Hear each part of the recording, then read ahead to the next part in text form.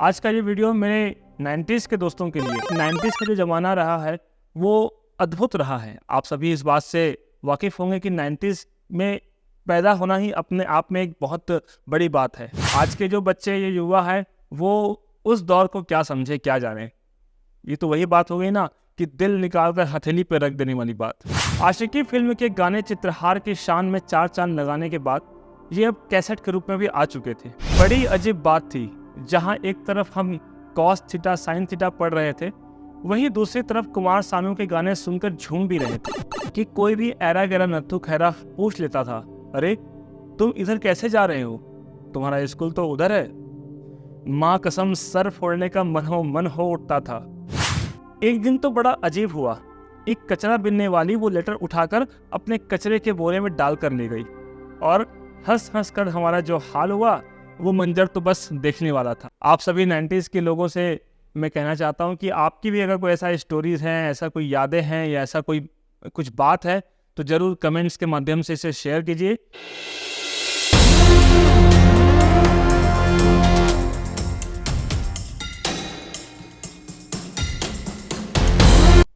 नमस्कार, मैं रितेश कुमार शर्मा। आज का ये वीडियो मेरे 90s के दोस्तों के लिए। वे दोस्त जिन्होंने एक नया जीवन जिया है, एक ऐसा जीवन जिया है जो आज की पीढ़ी कभी सोच भी नहीं सकती। उस समय ना फेसबुक थे, ना इंस्टाग्राम, ना लाइक कमेंट का डर, और ना ही हमको हर समय एक वायरल ट्रेंडिंग माहौल में हमको जीने की आदत नहीं थी। हम मोहल्लों में निकलते, घूमते, दोस्तों के साथ फिल्म देखते और बहुत सारी बातें ऐसी करते जो आज के बच्चे नहीं कर पाते हैं।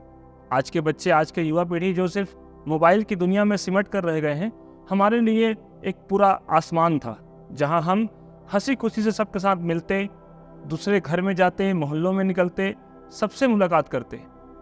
उन्हीं दिनों को याद करते हुए संजय नायक शिल्प, जो फेसबुक में अपनी कहानियां लिखते हैं, उनकी एक कहानी है, उनका एक लेख है, मैं अपने YouTube चैनल के माध्यम से आपके सामने प्रस्तुत करता हूं।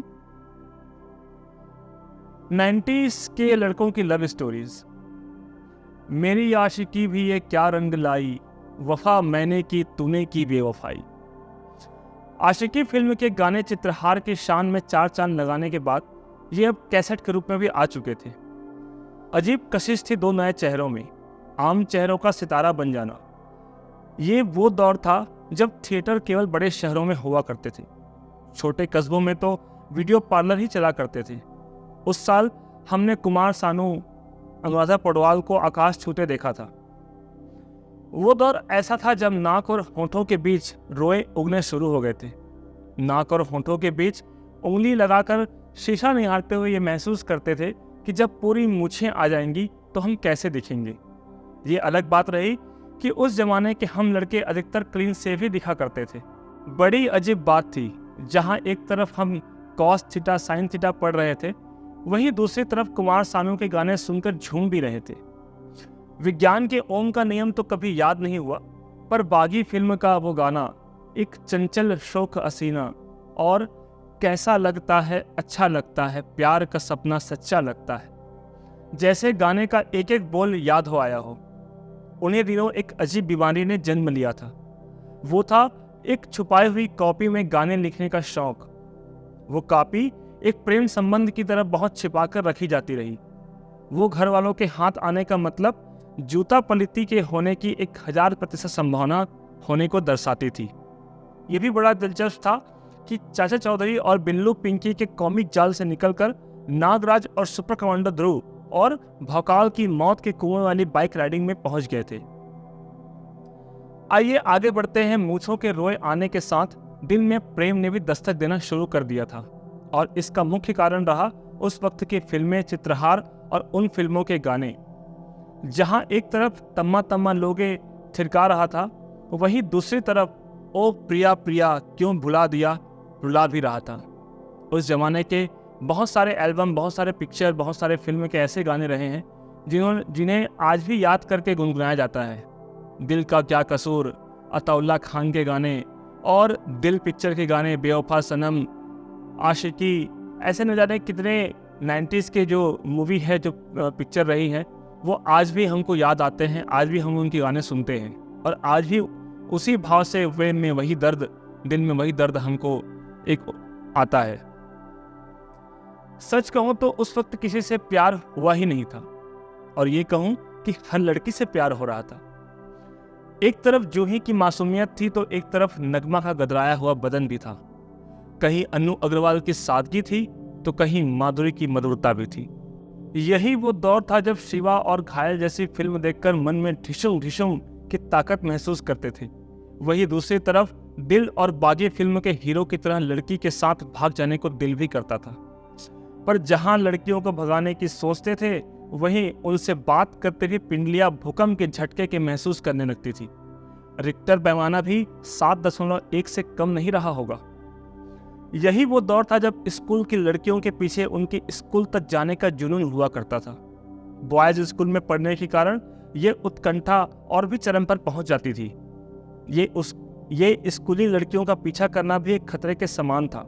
यानी वही शेर था, ये इश्क नहीं आसान, एक इतना समझ लीजिए एक आग का दरिया है और डूब के जाना है। तो साहेब, लड़कियों के स्कूल तक पीछा करने के उस जमाने में समाज इतना बेहतर हुआ था कि कोई भी ऐरा गैरा नत्थु खैरा पूछ लेता था, अरे तुम इधर कैसे जा रहे हो, तुम्हारा स्कूल तो उधर है। माँ कसम सर फोड़ने का मन हो उठता था, पर सर तो न फोड़ सके, बस वो रास्ता छोड़ स्कूल के रास्ते जाना पड़ता था। सबसे बड़ा डर तो किसी जानकार द्वारा देख लिए जाने का ही होता था। उस वक्त का दौर बुरा था। हर साल 10वीं में लड़के फेल हो जाते थे, और वे फेल हुए लड़के हमारे सीनियर होते थे। उन्हें किताबों के ज्ञान के अलावा दुनिया जहां का ज्ञान होता था। बड़ी अजीब बात यह भी थी कि पीटीआई मास्टर जी के चहेते होते थे, और हाथ में डंडा सबसे ज्यादा पीटीआई महोदय के पास ही होता था। एक तरह से वो फेल हुए लड़के पीटीआई महोदय के गुंडे हुआ करते थे।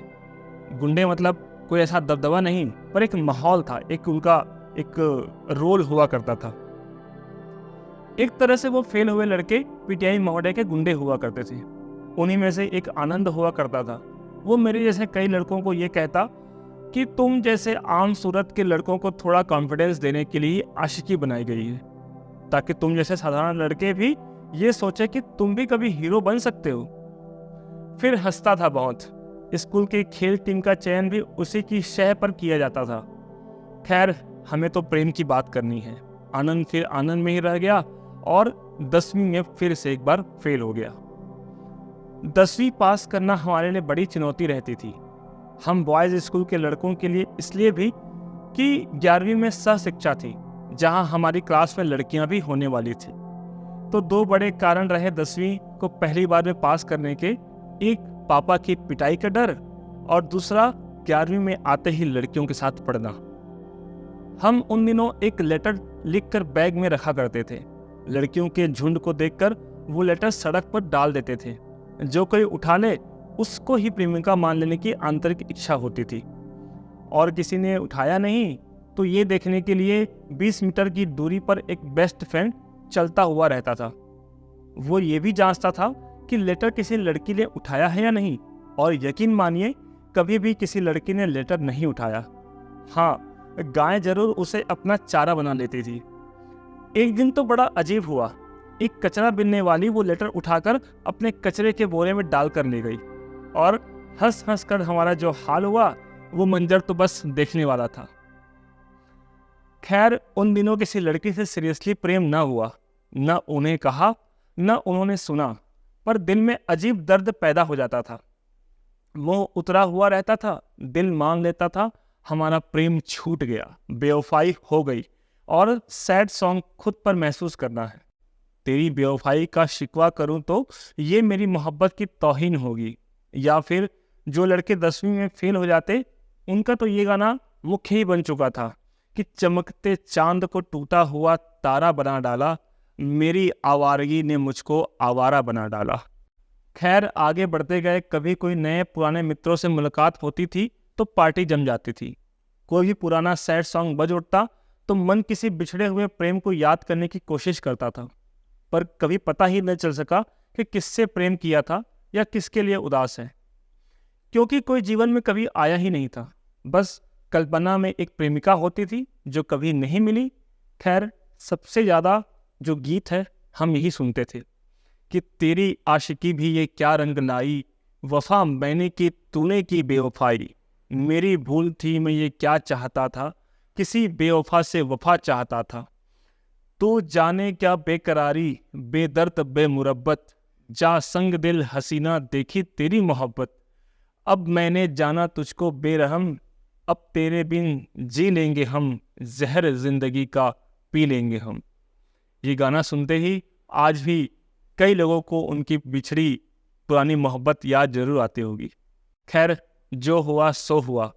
हम 90s के लड़कों को ना प्यार हुआ न होना था, मगर एक बात आज भी समझ से बाहर है। जरा इस गाने पर गौर कीजिएगा और मुझे ये बताकर कृतार्थ कीजिए कि ये गाना लव सॉन्ग है या सैड सॉन्ग है। सॉन्ग सुनकर ही निर्णय लीजिएगा। मैं सेहरा बांध के आऊँगा मेरा वादा है, मैं सेहरा बांध के आऊँगा ये मेरा वादा है, मैं तेरी मांग सजाऊँगा ये मेरा वादा है। इसका अंतरा भी सुने कि तेरा है तेरा रहेगा तेरे हबीब का दिल, ना तोड़ ऐसे मोहब्बत में इस गरीब का दिल। अमीर बन के बताऊँगा मेरा वादा है, मैं तेरी मांग सजाऊँगा मेरा वादा है, मैं सेहरा बांध के आऊँगा मेरा वादा है। अब ये गाना उस दौर के लड़के अपने शादी में तोरण के लिए जाते हैं बजवाते थे और ये बहुत ही मजाकिया लगता था। वैसे ये गाना आज भी बदस्तूर बजाया जाता है। हालांकि मैंने तो अपनी शादी में ये बजवा दिया था कि गोरी तेरा गांव बड़ा प्यारा, मैं तो गया मारा आके यहाँ रे, उस पर रूप तेरा सादा, चंद्रमा यूं आधा आधा जवारे। गौरतलब है कि इस 90s के लड़के की शादी एक गांव की गोरी से हुई है। पर एक बात यह है कि 90s के लड़के प्यार तो करते थे, पर किससे करते थे ये भी कभी जान नहीं पाए।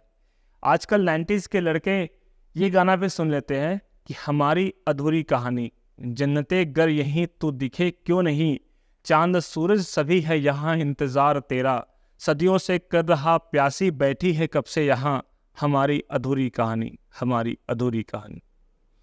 आप सभी 90s के लोगों से मैं कहना चाहता हूँ कि आपकी भी अगर कोई ऐसा स्टोरीज हैं, ऐसा कोई यादें हैं या ऐसा कोई कुछ बात है तो ज़रूर कमेंट्स के माध्यम से इसे शेयर कीजिए, या और भी जो अपने साझा आप कर सकते हैं, अपने विचार हैं। क्योंकि 90s का जो ज़माना रहा है वो अद्भुत रहा है। आप सभी इस बात से वाकिफ़ होंगे कि 90s में पैदा होना ही अपने आप में एक बहुत बड़ी बात है।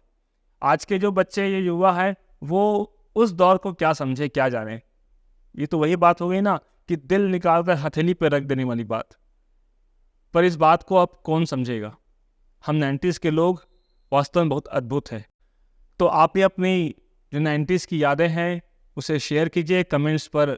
मैं बिल्कुल आपका इंतज़ार करूंगा और इस चैनल को अधिक से अधिक सब्सक्राइब कीजिए। आपने मुझे सुना, बहुत धैर्य से सुना, और उम्मीद करता हूं कि 90s की आपकी जो यादें हैं वो एक बार फिर से ताज़ा हो गई होंगी।